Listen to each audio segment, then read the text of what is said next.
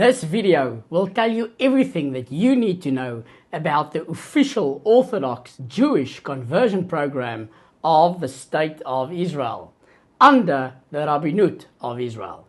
For those that is wondering, yes, this will allow you to make Aliyah to Israel and thus become a full citizen of the State of Israel. I am very honored to have Rabbi Tradburks on my channel. He is the director of Machon Milton, which is an organization that runs a program for Orthodox Jewish converts for the State of Israel. If you have not watched any of my conversion videos, then I suggest that you click on the link above, which is a playlist for potential converts to Judaism. Also remember to subscribe to my channel if you are someone that is interested in learning more about Judaism, conversion to Judaism, and Israel. Shalom, Rabbi. Thanks for taking the time out of your busy schedule to help potential converts to Orthodox Judaism. Can you please tell us a little bit about yourself and your organization? First of all, thanks for the opportunity to talk about conversion here in Israel. My name is Rabbi Tradburks. I was born in Canada. I got my smicha, rabbinic ordination in Yeshiva University in New York City. I then served as a rabbi in the United States and then afterwards in Toronto for 15 years and moved to Israel here 14 years ago. So while I was in Toronto, I was a congregational rabbi. And in addition to that, for 10 years, I was the director of the Bet Din for conversion for the whole city of Toronto. We had one court that did all the conversions for the Orthodox community in Toronto. So I was in charge of that. So during the course of that time, I probably interviewed 1,500 people interested in conversion, went through probably 500, completed their conversion during that time. So when I moved to Israel here, people came to me. I'm the representative of the Rabbinical Council of America here in Israel, which is the umbrella organization of Orthodox rabbis in North America. And people came to me and said there was a need for a different option of an English language course to prepare people for conversion. And because of my love of working with converts, so I kind of seized the opportunity and we formed the course in English in Jerusalem that we offer now under the auspices of Shayel Israel, which also has a course in Spanish. And our course, a 10-month course, prepares people, officially recognized course, for conversion with the Chief Rabbinate of Israel. It's a partnership between the Rabbinical Council of America and Shayel Israel, and the course is called Machon Milton, named after one of the benefactors of the organization. I will say, just in terms of what the course is, it's a course to prepare people who have already been accepted to do conversion through the Chief Rabbinate. So people who are interested, spiritual seekers, interested in Judaism, have Spanish roots, discovered that they have roots, unless they're already registered with a Bet Din, our course would be premature for people at that level. But people who are already committed and been accepted, then the course is a robust course to prepare people for conversion. Rabbi, can you please clarify that you are recognized by the State of Israel to perform Orthodox Jewish conversions in Israel, which a person can also make Aliyah with? So the way it works here in Israel, we'll get into that a little bit more, is once a person has gone through the application process, which is something we'll talk about, has gone through the whole study program, gets to the end and has their final meeting to see whether or not the Bet Din feels they're ready for conversion, they must come with a certificate that they have completed one of the approved courses for conversion of the State of Israel. So our course is approved by the Chief Rabbinate, so that satisfies that requirement for someone who's going to convert through the Chief Rabbinate. Rabbi, is the Orthodox Jewish conversion program that you just mentioned in Canada recognized by the State of Israel? And can you make Aliyah with that conversion? So I was the director of what we called the Beis Din of the Vad HaRabbanim of Toronto.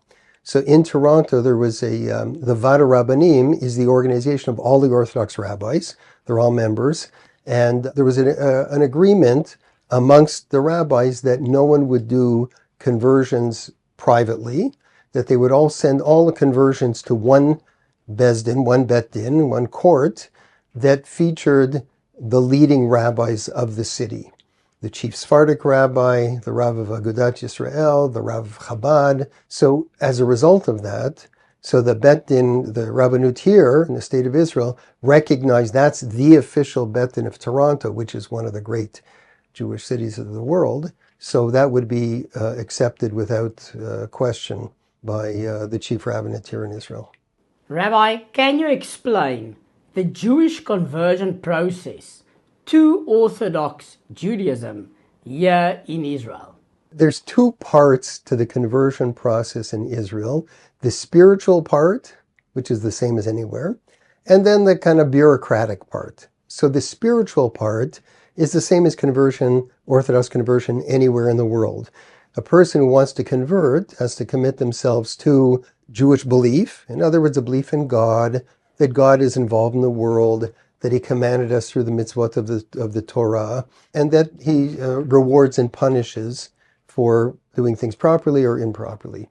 In addition, the person has to commit themselves to keeping all the mitzvot. In order to keep all the mitzvot, of course, you have to study and know what they are. So that's a job. The study is not conversion. The study is to make sure that I know what I'm getting into. And then when I say I commit myself to keeping mitzvot, I know what that involves. So that part here in Israel is the same as it is anywhere else in the world.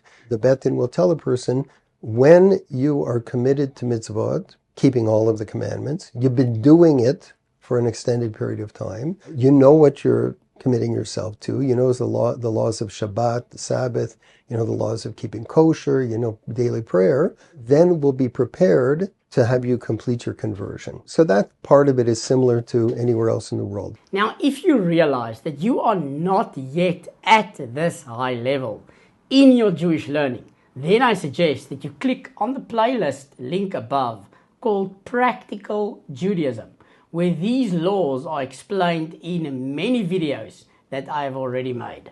A couple of little things there is when a person gets to the end of the process, because the bureaucracy here, you have to bring a letter from the director of the program that you've completed the course of study. You have to bring a letter from the synagogue that you attend, saying you have actually attended that synagogue for the past year. You have to bring a letter also from what they call their adopting family. You have to have a family who you're close with, who invites you for holidays and for Shabbat, and who can vouch that when you say you're keeping the mitzvot, that they can attest that you do that. Very often outside of Israel, that's a rabbi. The rabbi of the community is the one who vouches for you. Here, the communal structure is different, so it's a religious family. The second part of conversion in Israel is the more aggravating, daunting, frustrating part, and that is there's a big difference between converting as an Israeli and as a non-Israeli. If a person is Israeli and not Jewish, how can they be Israeli and not Jewish? Their mother is not Jewish, their father is. They made Aliyah from the United States or South Africa or Russia or Ukraine, then that person can be a citizen of Israel, because in order to be a citizen of Israel, you have to have either your father or mother or grandparents who are Jewish, even if you yourself aren't. The government wants to help the citizens to convert. If you're a non-citizen, they don't want to help so much, because if you're not Jewish and you become Jewish, you have a right to become a citizen of the state of Israel. The state of Israel, as the Jewish state, says any Jew in the world can be a citizen of our state just because they're Jewish. So it doesn't matter where you're coming from. If a person is not Jewish, they can become a citizen just like in any other country, but it's a long, long process. The state is concerned that people are going to use conversion. They'll say, hey, I can become a citizen in Israel by becoming Jewish. I'll just become Jewish, and then I'll be able to get citizenship, which includes the right to work and medical coverage and welfare and all the benefits of being a citizen. So the government is suspicious that people's motivation is a self-interest and not spiritual. It's not a holy motivation. So they make the application process for someone who wants to come to Israel, wants to convert in Israel, and then stay in Israel. They make the application process a way to weed out people who are not serious. So one of the requirements, if someone is not a citizen and wants to come to Israel to convert, is you have to have been a member of a Jewish community for at least a year before you came, and you have to bring a letter from the rabbi ascertaining that, certifying that that's the case. So that's number one. And you have to bring a lot of letters of recommendation from people who create like this groundswell of evidence that you have been interested in being Jewish for a long time. Not just for the past few months, and not just to get a work permit, but for a long time. And then you have to be interviewed by the rabbi, one of the rabbis of the court, and he wants to make sure that you're not a criminal, that what you wrote in your letter is really what you're telling him. Maybe you're a sleeper cell terrorist, maybe you're a missionary. He wants to make sure that you're really motivated in a sincere way. He then recommends you to a committee. The committee never meets you, but they have representatives of the Ministry of Justice, the Security Services, the Interior Ministry, and they check you out. Maybe you're a criminal from somewhere in the world and you're fleeing to find refuge in Israel or something else. So it's a daunting process for a non-Israeli in order to get accepted, and then the committee decides whether to accept or not. Most of the people who apply are not accepted. You can appeal and show that you've been a part of a community here for an extended period of time too, but it's a frustrating, daunting process. Rabbi, just to clarify, for non-Israelis that want to convert to Judaism in Israel, do they need to live in a Jewish Orthodox community for a year? Or is there other options available to them? For example, can you do an online course? That's a very good question. The Rabbanut here do not like online connections. They feel online connections are not real. It's not living Judaism. Even here in Israel, we have students in our course who live quite far from Jerusalem. So for them to come to our classes in person, it take them 2-3 hours to get here and to get home. So they'd rather be on Zoom. The rabbinate does not like that. They say there's no comparison between studying in person with someone. Then you get the dynamics, you see the teacher, you learn from the teacher's mannerisms, you interact with the other students. The same thing in a community.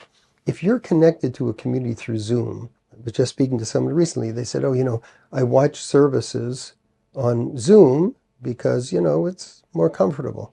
It's not nothing, but it's not the same. It's not the same thing. To be physically in the space, to interact with the people, because Jewish life ultimately is not lived on Zoom. Jewish life is lived in a live community with real people, but you have to be a part of a dynamic situation and to learn from how people behave, both in the performance of mitzvot and in their interpersonal things as to how to live a Jewish life. So that year in a community, it's a year minimum. That year in a community is an absolute requirement. They will not negotiate on that at all. It's what they call here in Israel, Tanai Saf. It's like the minimum requirement to even apply. You can't even apply if you don't have that. That's crucial. And it's understandable that it's important because that shows that you know what living Judaism is. And when you say you want to convert, you kind of know what you're talking about. So you have to live in that community. I don't know if what you mean by live is live close enough to be able to walk to the synagogue on Shabbat. I'm not sure that that's an absolute requirement. In other words, sometimes that's harder for people. But if the person is not living near enough to the synagogue to be there every single Shabbat and every holiday, then that's not going to be looked at in a positive way. You need to live in the community, be there in person, attend in person, go to classes, and be a part of the community itself. Rabbi, you mentioned that you can drive to the synagogue for Shabbat and the Jewish festivals during this year period. Would you also need to attend the daily prayer services? Or is there leniency for the daily prayer services, which is 3 times a day? There's two things. One is the bottom line requirement. If they were to bring a letter, this happens a lot with Chabad, for example. People live far away. Chabad's very welcoming, and they are often in places that, are spread out. They would get by the bottom line requirement, meaning that you've shown that you are connected to a Jewish community and you're not just converting to get a work permit. But at the interview with the rabbi, he would have to then decide, is this person really committed to accepting mitzvot? And if they are, why haven't they done it up till now? Why were they driving all that time? So they may not get a positive recommendation. But the important thing is there's so many different stories, so many different types of people, all different types of situations. It depends very much also on whether there's other reasons why we would want this person to convert. For example, if it's a family in which the woman is Jewish and they have 3 children and the man's not Jewish, then the Beit Din will say, well, we would want to help this man to convert because it's better for the woman and these children to have a Jewish father. So that would be a reason to be more interested in doing that. If a person is just coming as a non-Jew with no Jewish connections whatsoever, then they would have to ascertain that this is real, sincere. Rabbi, so if you have a family that converted to Judaism and moved to Israel, but the kids, for some reason at the time, chose not to convert, but now they want to convert and they want to convert in Israel, will the state of Israel look at this potential convert to Orthodox Judaism in a different way or not? It definitely would be. Once people have made Aliyah and are Israeli, the Beit Din is very encouraging. So they would definitely encourage the child to convert. It's better for them to be Jewish in the land of Israel, and it's better for the family to be Jewish, for their children to be Jewish in the land of Israel. So they would be encouraging. Doesn't mean that the Beit Din is not going to demand that they be observant. Still, the children are going to have to commit themselves to keeping Shabbat and keeping kosher and living a Jewish life, but they'll be very encouraging. Rabbi, so would that child then need to do a year in an Orthodox Jewish community outside of Israel before they can apply? Or would the state of Israel apply a leniency since the parents are Jewish and citizens of the state of Israel? That's a good question. The year thing is pretty solid, but they would be encouraging in that. Just to be clear about this, the Rabbanut feel here that if there are options for people to convert in their home country, and they're just coming to convert and then go back to their home country, they feel, well, why aren't you doing it in South Africa? Why are you coming here? Is there something wrong there that we don't know about? Did you go to the Beit Din and they rejected you? Why are you coming here? They don't want to do conversions for the world.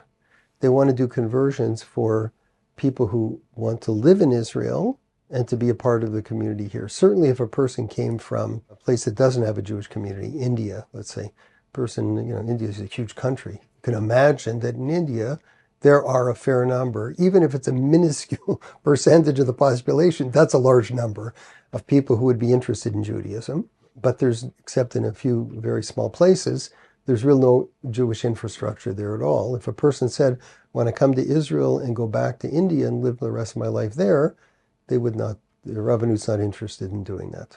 Rabbi, what would you say to someone that says the reason they want to convert in Israel is because the Jewish experience here is a more immersive one, and it's also quicker and cheaper to convert in Israel than maybe the country that they are from? Certainly, if someone is coming, even from rich, full Jewish communities like in Johannesburg or in Toronto or New York or whatever, it's still different to live in the state of Israel.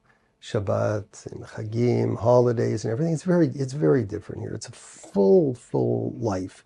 So I sympathize with people who want to come and do conversion here, because in a year here, they'll experience more than in a year in Johannesburg or other places, even though those are wonderful places with great observant communities. That's certainly true. As to whether it's shorter here or not, that's also part of what the mandate of the Bet Din is. In Israel, there is an interest in citizens of Israel being Jewish. Like the government wants to help a person to be Jewish if they want to do that. Outside of Israel, in Johannesburg or whatever, in Toronto and London or something, there's a concern that if a person becomes Jewish and then sours to it at some point, changes their mind, they'll go off to where they were before, which is Christian.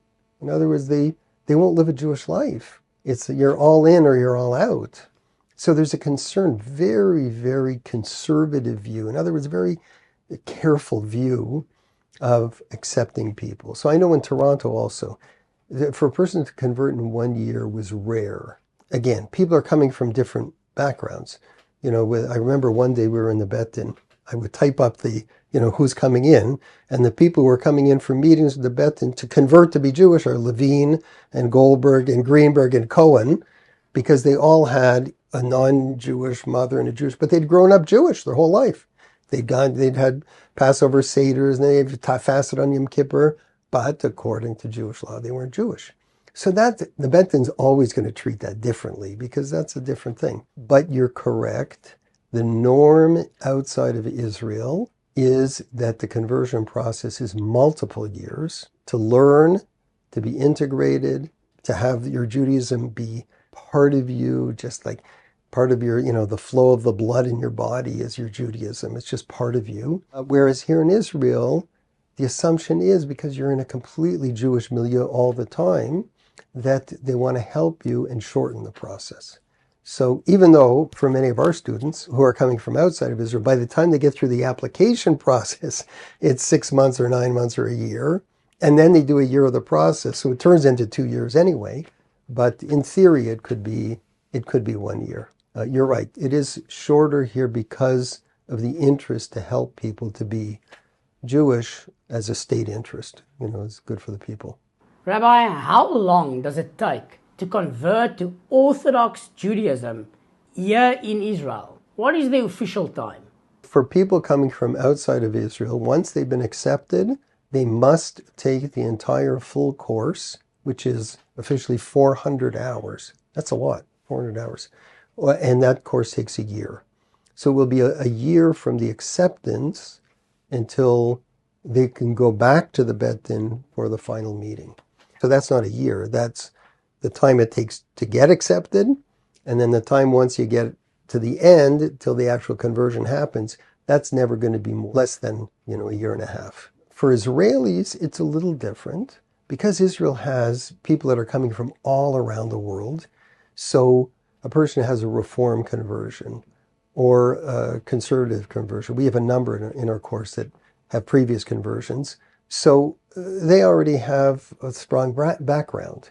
So the Bet Din could say to them at the first meeting, come back in a few months. In other words, we think you're pretty much there, just like tighten up in your knowledge of halakha. If someone is coming from from Ukraine or from Russia, where they may have a very minimal Jewish background, then even if they're Israeli, it's going to take them the full year plus in order to get there. And if they come to that final meeting and the Bet Din says to them, have you been keeping Shabbat? And they say, most of the time, they're going to say, okay, very nice. That's wonderful, everything you're doing. Come back when you're keeping Shabbat all the time. In other words, they never say no. They never say to a person, we're not going to convert you. They always say what they need to do so that the next meeting, they have a chance of being successful. So even for Israelis, it's if they're coming from minimal background, it's going to be at least a year, probably much more than that. Rabbi, is Reform and conservative conversions to Judaism from outside of Israel recognized by the State of Israel? for the purposes of making Aliyah. There's a difference between the state of Israel and the rabbinate of Israel, the rabbis. The state of Israel, in principle, says we are the state for Jews of the world. What does that mean? That means any recognized Jewish community, person who's a member of any recognized Jewish community can make Aliyah. If a person converts through a recognized Jewish community, if it's Reform or Conservative or Orthodox, but it's a recognized community, they can make Aliyah based on that. Now, what do I mean recognized? So someone called me up this week. So they said, I had a Reform conversion. I said to them, where? They said, in the Central Synagogue in New York. Okay, that's one of the great Reform synagogues. Now, it's not Orthodox, and the conversion was not under an Orthodox standard, but it is one of the major Reform synagogues in New York, and that would be a recognized conversion. Yeah, if someone calls up and says, we're members of the Jewish community in Nigeria, of which there are many thousands of people who view themselves as Jewish, but according to Allah, they're not. If they say, I converted in the Jewish community in Nigeria, then the view of the State of Israel is that's not a recognized Jewish community, and hence that conversion would not be permitted. In other words, if someone does a conservative conversion, the conservative community has to accept that to be recognized by the State of Israel. It has to be a recognized one. So there are many people who make Aliyah based on their Reform or conservative conversions, or Orthodox conversions that are not recognized by the state. And then when they come here, they're registered as Jewish, but they're not registered as Jewish necessarily by the Rabbanut. They'll have on their passport or whatever Jewish, but they're not necessarily recognized as Jewish if they want to come and get married. So that's why many people are motivated to do another conversion.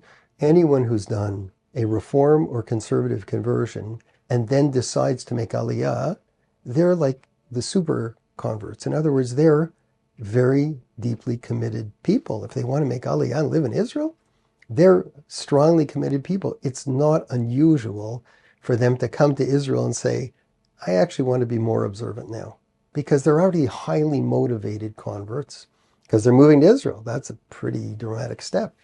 So it's not uncommon for them to want to afterwards do a conversion, especially young people, because they know they won't be able to get married through the Rabbanut if the chief rabbinate will require for a Jewish marriage that both people be Jewish according to Jewish law. And if they have a conservative Reform conversion, they won't be recognized as Jewish for marriage purposes in the Rabbanut. So they'll want to do another conversion. You mean if a woman has done a conservative conversion and now she wants to do an Orthodox conversion? If she's a citizen already, they made Aliyah, it's a very simple process. The whole thing that I talked about before, about the kind of the daunting bureaucracy, is not the same for an Israeli. If a person is a conservative convert, they make Aliyah, they come and live in Jerusalem, then you have to do an application. So the application says, what's your name and your address and your former passport number and your identification number and your phone number and all this kind of stuff. And they have to have a police report that they don't have any charges against them. And they have to have some letters of recommendation that they're not crazy or, people that should not convert. They need some letters of recommendation, but it's a very simple process. And then they go and, right after the application, go and meet with the Bet Din for the first time. So the Bet Din can explain to them what's going to be expected of them. And there's a bit of a meeting of the minds that, in order to be successful, we have to be observant. So for someone who's already a citizen and has a conservative Reform conversion, the Bet Din will be very welcoming and encouraging. They'll want to make sure that you understand the difference between Orthodox observance and conservative observance. I've been at meetings where the Bet Din has said to them, what's wrong with your conservative conversion? Why aren't you happy with that? You're a citizen of Israel. That's fine, isn't it? And what they want to know is that the person knows that there's a difference in observance and knows that there's a difference in halakha between the two, Jewish law.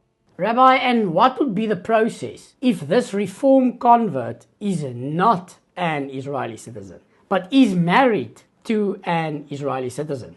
So this is a common thing. So many Israelis go outside of Israel to do medical post-grad things, or, professors or business people or whatever. So they go to China or Korea or, California, and they meet someone and come back with a non-Jewish husband or wife.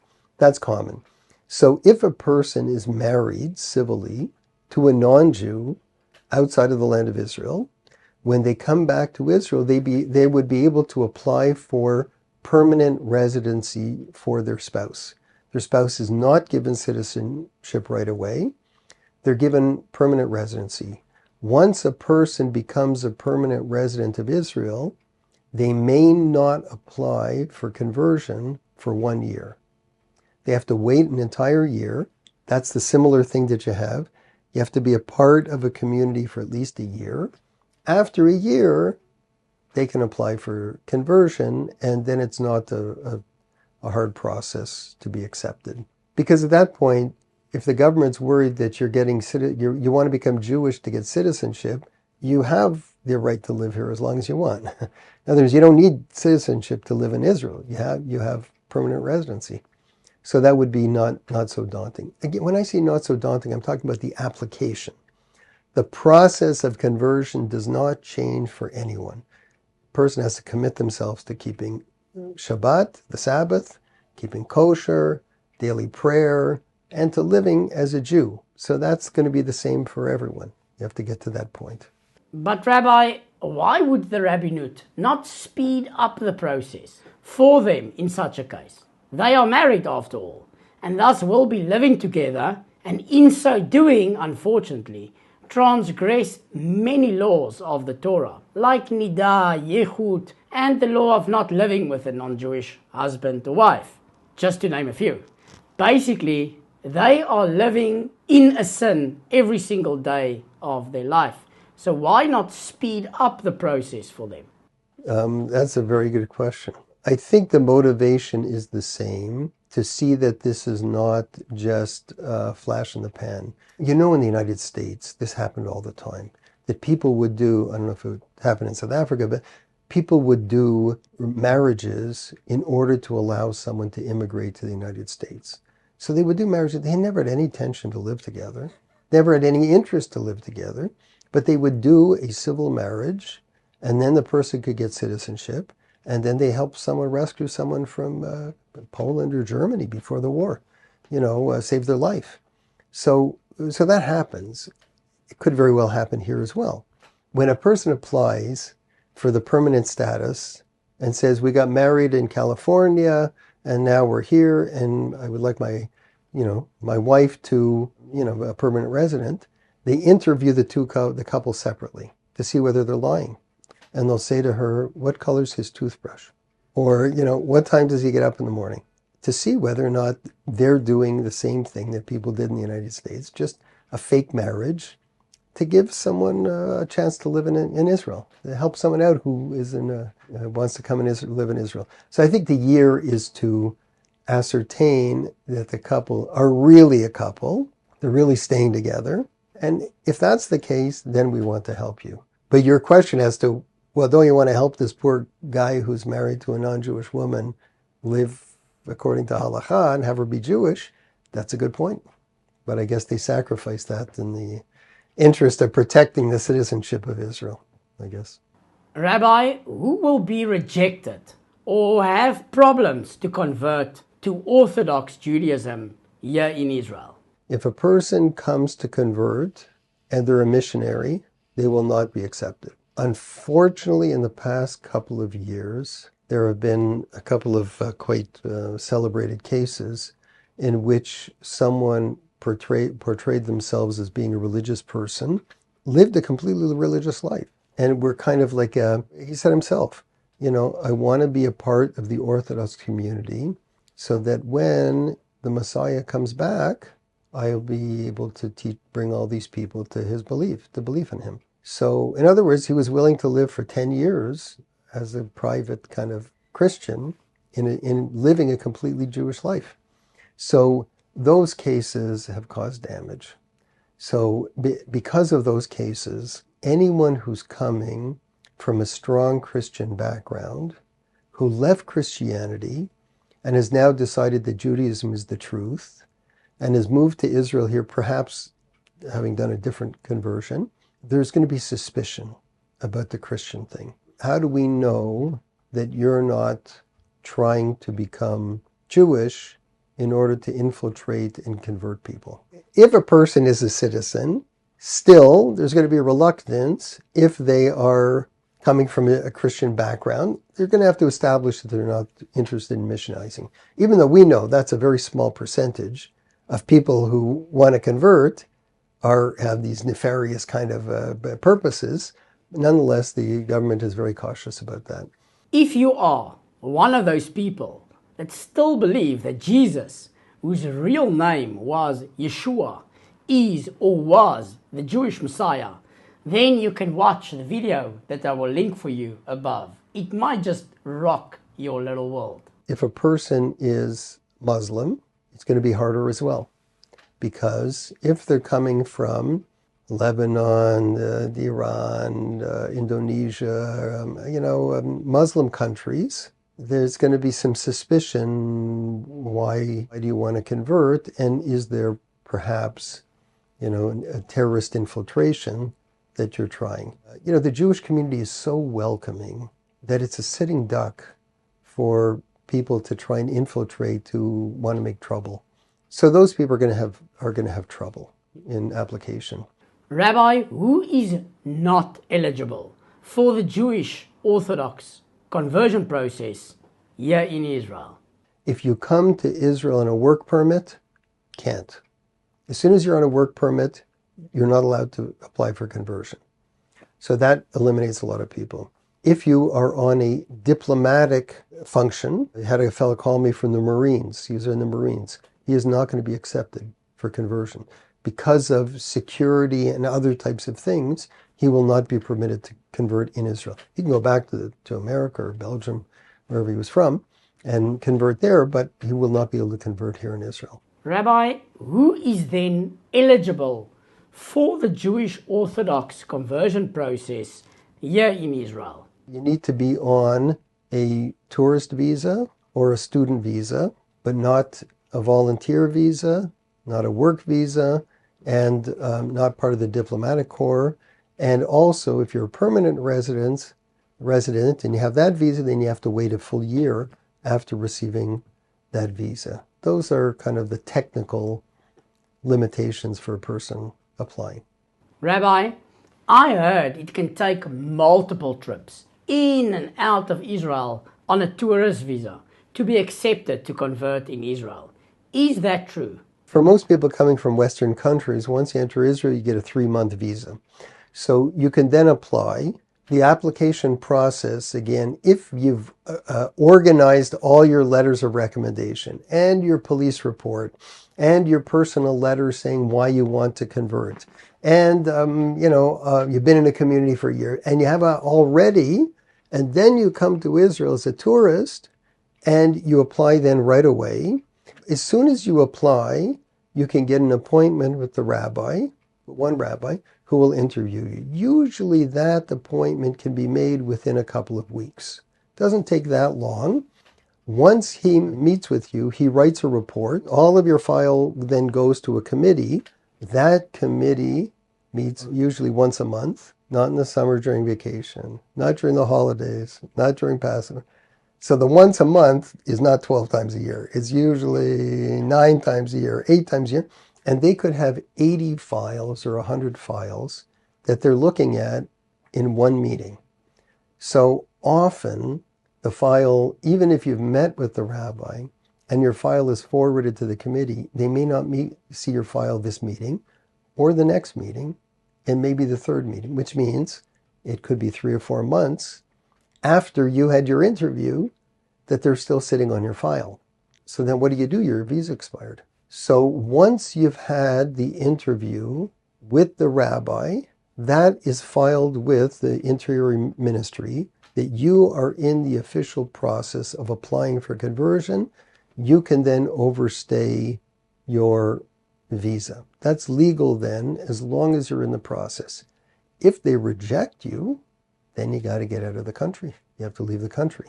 If you are rejected and appeal, that appeal process could take 3 months too. By the time you submit why you think they missed something in your application, which you're allowed to do, you're allowed to appeal it, that could take another. So you could be 4 or 6 months overstaying your visa. It's not great. That's not a great thing. People can go to the Interior Ministry and ask for an extension of the visa. Sometimes they'll tell you, well, you don't need to because you're officially in the process of applying. Sometimes they'll give an extension. But the visa thing gets a little tricky. Often people will be stuck. I don't know a lot about the visas, but I will say if a person overstays their visa and then goes for a meeting with the Bet Din will not meet with them. The bottom line requirement for even a meeting is that you have to be in the country legally. If you're not in the country legally, you will not be able to get a meeting with the Bet Din. So if they're in the process, they're legal. Rabbi, can you make Aliyah to Israel if you have Jewish blood? Meaning you have someone in your family line that was Jewish, but you yourself are not halachically Jewish. What we call Zera Yisrael. Zera Yisrael means that you have Jewish blood at some point in your background. The state of Israel, for Aliyah purposes, says that if either of your parents is Jewish or any of your grandparents are Jewish, then you have a right to Aliyah, with the provision that they did not convert out of Judaism. If your grandfather was Jewish, but he converted to Christianity and attended church regularly, then you don't get that right for Aliyah. But if you have some Jewish blood, what if it's not your grandparents, but your great-grandparents? This has become, because of technology and search engines and the ability to access information, this has become quite a groundswell of interest of people who do research and find out that their families were Spanish Jews who were forcibly converted in Spain and then who fled, but always maintained their Jewishness. So then it could be many hundreds of years later, but a person can feel, that's my heritage, I want to get back to it. That phenomenon amongst Spanish Jews is going to be the same amongst American and Western Jews, because you're going to have people, they'll do some research on their family and they'll find that they had Jewish great-grandparents. Maybe people from Poland or whatever who intermarried, moved to England, and they want to reclaim their Jewish roots. That's what's called Zera Yisrael. If a person can prove that they have Jewish background, then the Bet Din is more positive in wanting to encourage them to convert. As I said before, though, there's no negotiating what commitments the person has to make. In other words, by the end of the process, they're going to have to be observant, but there's more encouragement. There's no reason to be reluctant to accept a person who is Zera Yisrael. In other words, the Jewish blood helps a bit and is significant. It doesn't mean that the process will be waived for that person. You have to go through the full study, the full observance of mitzvot, the commitment to them, and that won't be any different. Rabbi, what if you can prove that you have Jewish blood by, let's say, DNA testing? Would a positive DNA result showing that you do have Jewish roots be considered by the state of Israel? The answer is that the DNA would be significant, and the Bet Din would be interested in that. The Bet Din will not establish Jewish status only on the basis of DNA, but will always require a conversion if you cannot prove that you are the child of a Jewish woman. So again, it's significant in easing the acceptance process. It's not going to waive all of the other requirements. Rabbi, I have heard that it is quicker and easier to convert to Orthodox Judaism here in Israel, with the process only taking a year, where outside of Israel, it can take multiple years to convert to Orthodox Judaism. Is this statement true in your experience? It's rare for a conversion process from once a person's accepted to drag on for 3 or 4 years. That's uncommon. But usually does not take that long. Whereas outside of Israel, the Batei Din, the famous ones, London and New York City, and it's not uncommon for a person to be in a multi-year process. In some of the Batei Din, they say that right up front. In other words, be prepared that this is going to take you a number of years. In my experience when I was there, people just come from such different backgrounds. So you have people who read about Judaism as a teenager and became interested and read books or whatever, but their actual experience of living Judaism is minimal. And then you have people who, started to study and are very capable, learned a lot, did a lot, have, this singular determination to do it, in which case they're starting 80% down the line. In other words, they're almost there. Again, it depends on the situation. I just recommended to someone this past week that I thought it was better for them to return to their home country and finish their conversion there. There's too many people who apply here who are very, very committed, go through the process, take 6 months, 8 months, and then they're rejected by the committee. It's not only that their conversion process is then in jeopardy, what are they going to do now, but psychologically it's so insulting and hurtful where you say, I've given the past 4 years, all I've been interested in is becoming Jewish, and now I finally come to Israel and I've applied and they rejected me. They're not going to give me permission to convert here. It's shattering. It's a shattering experience. So if I have an intuition that they're probably not going to be accepted here, not because of their lack of sincerity, just because there's a certain arbitrary nature to the Interior Ministry's decision, I would recommend to people then, I don't like the notion of telling a person to leave Israel. I don't like that at all. But there's a mitzvah in the Torah not to put a stumbling block in front of the blind. So the rabbis say, what does that mean? To give someone bad advice.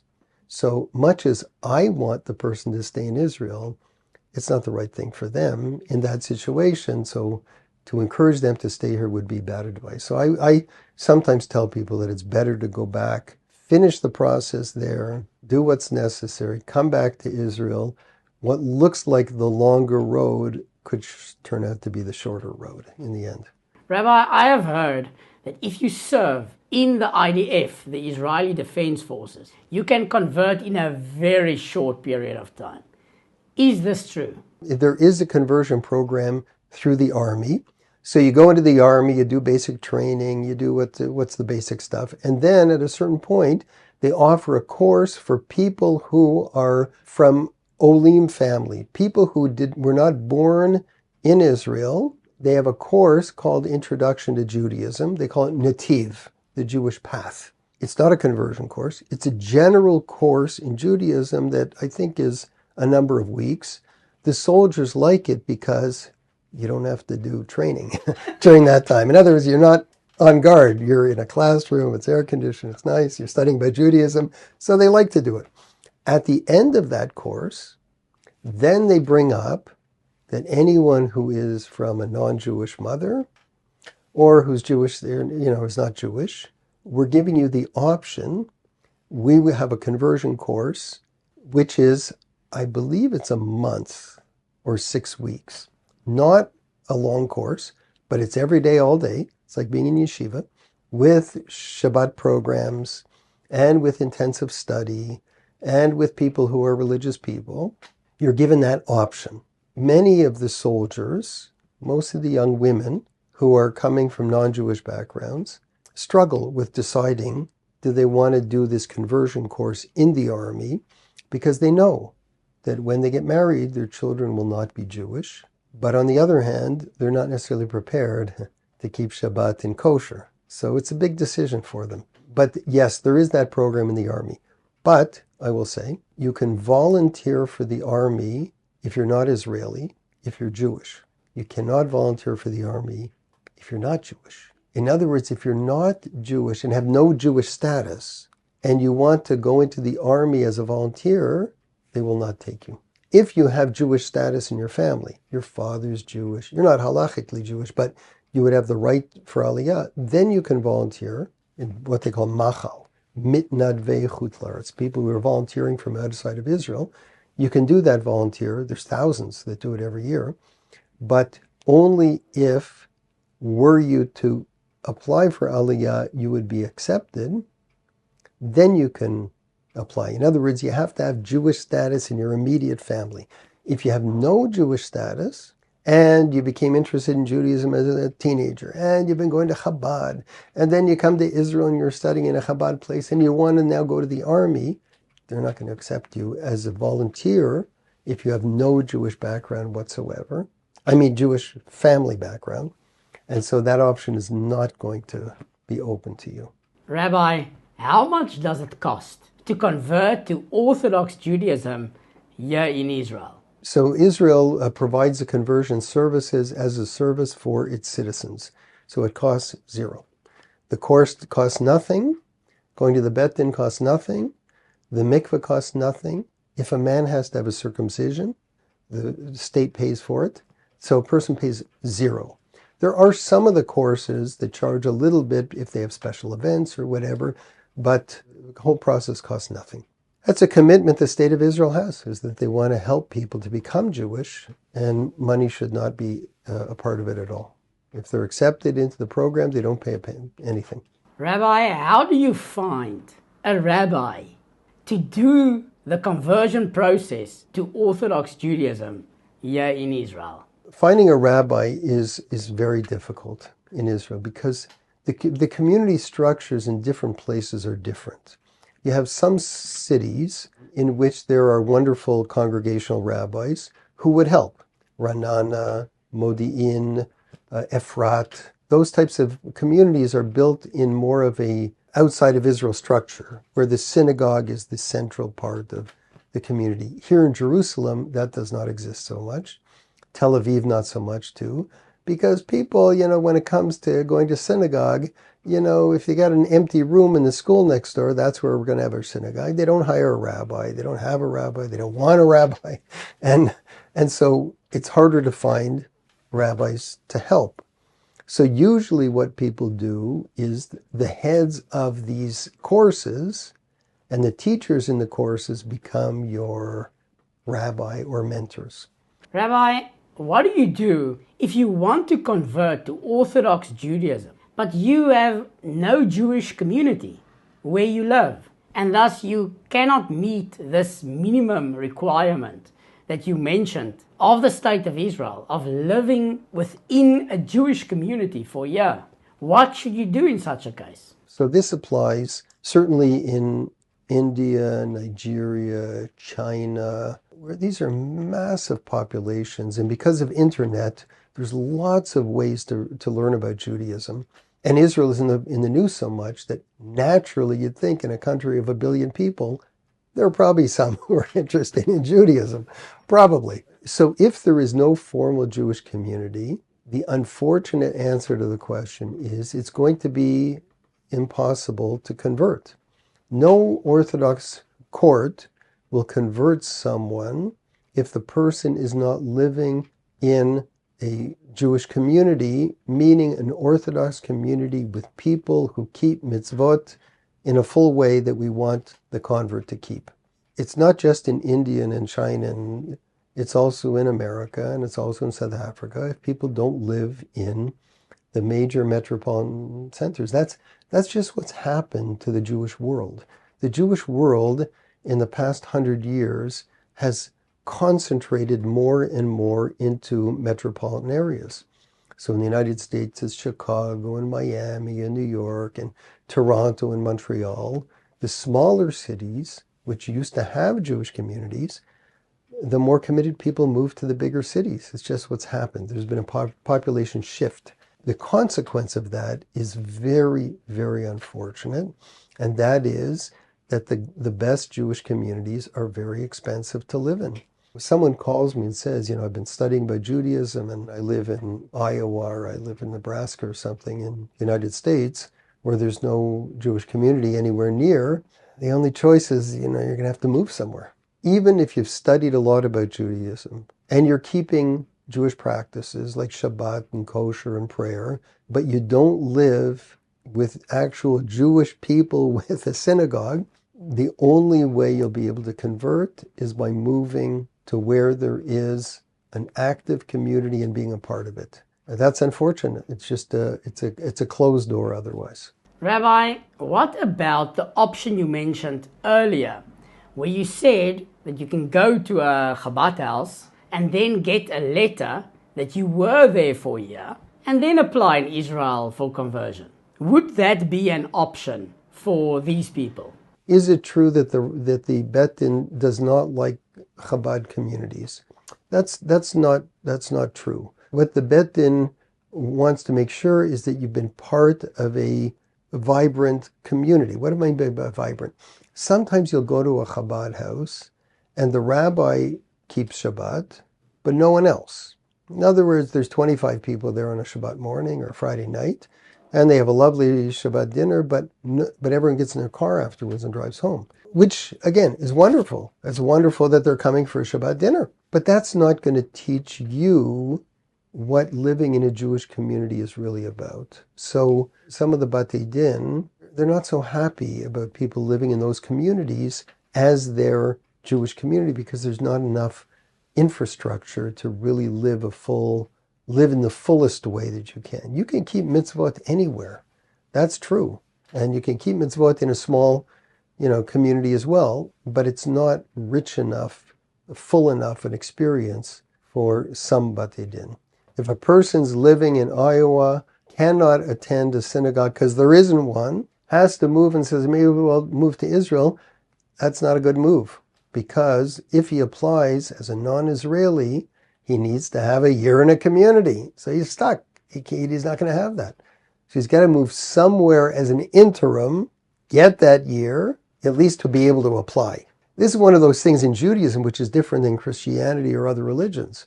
In Christianity, if you say to someone, if you don't live in a Christian community, you can't be a good Christian. I don't think there is any such idea at all. In other words, it's all your personal belief.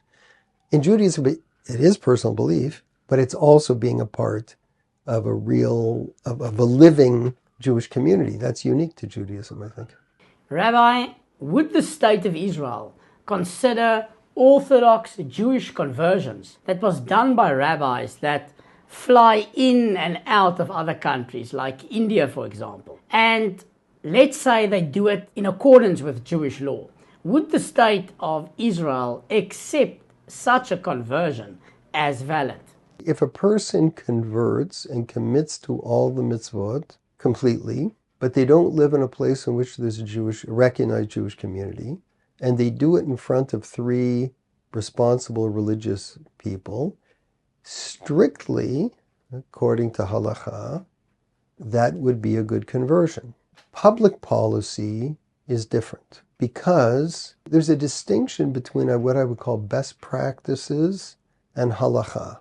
In other words, halakha, there's nowhere in the Shulchan Aruch that it says when you commit yourself to mitzvot, you have to be living in a place that has a daily minyan. It doesn't say that. But the rabbis say, when you commit yourself to mitzvot, but there is no daily minyan, then your commitment is a little bit insufficient. You're not going to be able to keep that. If you're in a place where there's no kosher food, so then how are you committing yourself to keeping kosher? And if there's a place where there's no community where they celebrate the holidays, so how are you going to have the prayers on Rosh Hashanah Yom Kippur? So there's a sense that commitment is not going to really be able to be actualized in a full way. The rabbinate here in Israel does not like people doing conversion for those who don't live in their community. If I live in Miami, I should do conversions for people who live in Miami. If someone comes to me from New York, don't do it. In other words, that's what the rabbinate here feels. You should do conversions for the people of your city should not be doing conversions for people who you don't know well because they don't live in your city. They're not happy about that. If you were to ask me, strictly according to Jewish law, would such a conversion be kosher? There could be an argument to say that it would be kosher. I wouldn't say it's nothing, but it's not the norm because of the public policy that you're going to have people converting who really can't live a full Jewish life because there's no infrastructure there. The Rabbanut has a list of courts that it accepts. It will not accept conversions that are done by these kind of ad hoc courts that fly from Israel or America to Peru or something and do these kind of conversions. The state of Israel will not accept those conversions. Rabbi, where do you find this list of conversions that is accepted by the state of Israel? On the website of the Chief Rabbinate of Israel, there is a listing, an official listing that's updated regularly of all the courts that are acceptable for conversion. It's a Hebrew document, so it may be difficult to access for people, but that official list is published online. Rabbi, can you please explain why private Orthodox courts in Israel, like the court in Bnei Brak of Rabbi Kriel and the court in Gush Etzion, why are these private conversion courses not accepted by the state of Israel for making Aliyah? Since we all know they are halachically accepted within the state of Israel. So there are some private courts that function here in Israel. The reason why they function is because they feel that the state of Israel may have reasons to have its conversion process, but that doesn't preclude the right of other courts to function.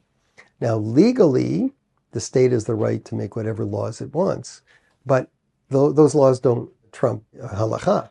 In other words, so if we want to do conversions and we're doing it in a responsible way, why should we not do them?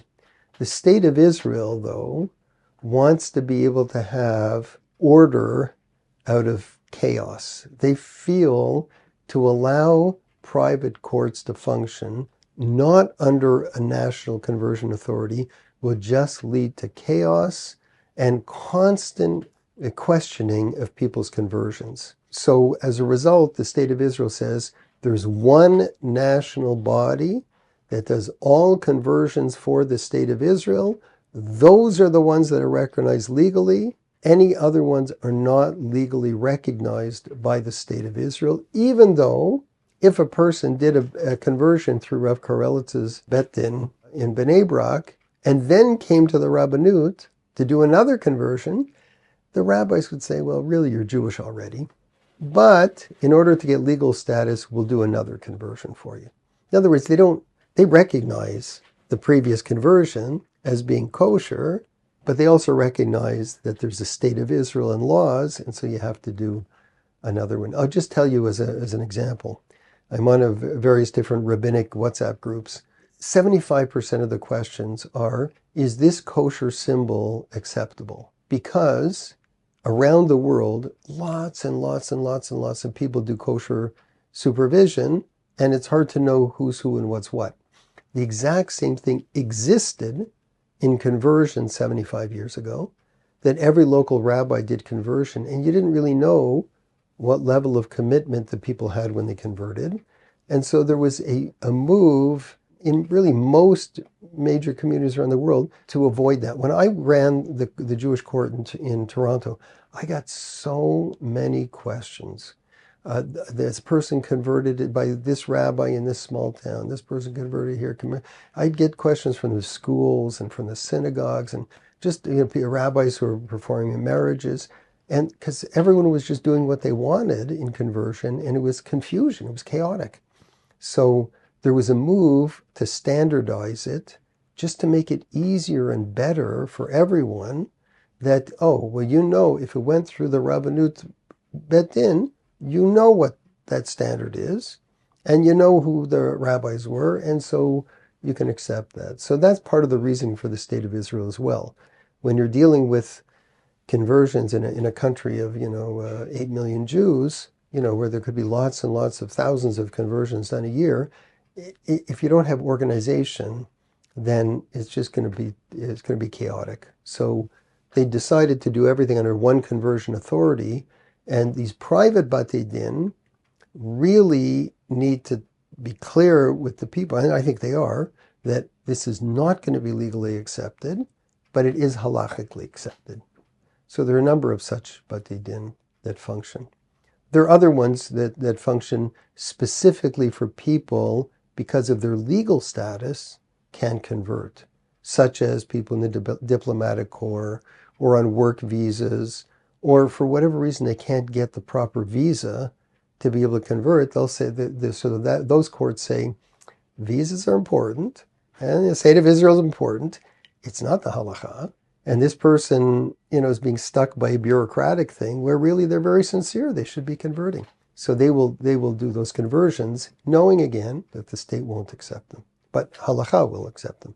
Rabbi, what type of converts do you see mostly coming to convert? I'm going to tell you my experience, and it's different than other experience even in Israel. Even in Israel, the majority of the conversions are Ethiopians whose status is, not clear, so they do a conversion, or Russians who are getting married. So their commitments are in different places. People who are English speakers who are coming to convert are mostly spiritual seekers. It's not people converting for marriage purposes because they want to marry a Jewish person. It's spiritual seekers. I don't know if there's more spiritual seekers than people who have Jewish background, a non-Orthodox conversion, or grew up Jewish, but the mother was not Jewish. Probably 50-50. But most of the people that I see have grown up. There's one woman told me, she was from a Scandinavian country. So she said, the Scandinavian countries have the highest standard of living in the world. Every survey of happiness, they're the happiest people in the world. The country's beautiful. The people are polite, make a good living, take care of our health and our welfare. But life was empty for me. So she said, I felt I wanted to go on a search for meaning. I felt there's more to this world than just good health care. There's more to it than that. And so I went on a search for meaning in life. I love those stories because they resonate very much with me. That I just feel that human beings have an innate need to connect with something higher than themselves. And in our world of technology and information, it's almost like we're really, really good at distracting ourselves from ourselves. In other words, we just distract ourselves so much with things that are fun and enjoyable and pleasant, and that we don't really think about what really we are deep down. And so I'm never surprised by the spiritual seekers. Many of them very religious people in Christianity, and got to a point where Christianity was not satisfying for them. But that move to Judaism was not a huge leap. It was a different search for meaning and God and truth. For my experiences, the majority of people are spiritual seekers who are looking for a life of richness, connection to God, spiritual life, and their exposure to Judaism, and they're learning about Judaism through the wonderful things that online, including your own videos, have allowed them a window into Judaism, which they, decided to seize. Rabbi, what is your message to those people wanting to convert to Orthodox Judaism, or already converting to Orthodox Judaism, but they are struggling with all these challenges that we have just mentioned? What would your message be to them? My message would be, I would like to say perseverance will always be rewarded, but the responsible part of me says perseverance will also always be rewarded by God, but the practicalities of life may preclude what you want from happening. In other words, there are specific requirements for conversion which not everyone can meet. That's just the reality, and to say otherwise would not be honest. And what I mean by that is sometimes people financially can't afford to move to a big community, or for other reasons, family connections or the like, business interests in the place they live. And so one needs to be then satisfied with pursuing God and pursuing truth as a righteous Gentile, even if the conversion's not going to happen. And for those who are in a situation but are stymied by what they feel are, roadblocks that just are arbitrary, then I would say perseverance will ultimately pay off. I've had many people have said to me, I was so aggravated that it took so long, but now that I'm finished, I feel by the time I actually converted, I was a fuller and richer Jew than I would have been had it happened a year and a half ago. In other words, in hindsight, maybe it was for the better that it took longer. Rabbi, how can people get in touch with you?